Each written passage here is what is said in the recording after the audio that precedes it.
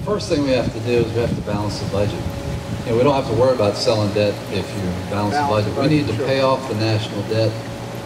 My plan is day one, you balance the budget. Day two, you fix Social Security. Day three, you fix the tax code. Day four, you start paying off the national debt.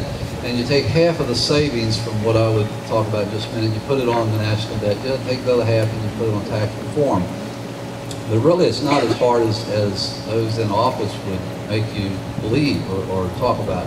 Oh, we don't know how to do it. They've got this commission to try to, you know, lower the spending or whatever, and they tried PAYGO and none of that worked, and now they're not even going to bother to have a budget. You know, they're just going to wait till after the next election.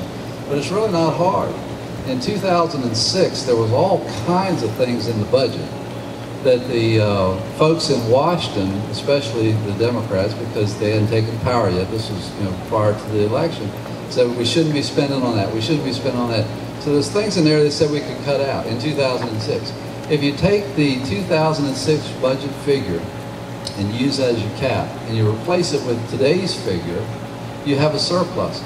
Our budget now is $4 trillion. At the end of the Bush years, it was $3 trillion, which, by the way, at the end of the Bush years was 4.5 times larger than all the state budgets put together. That's crazy.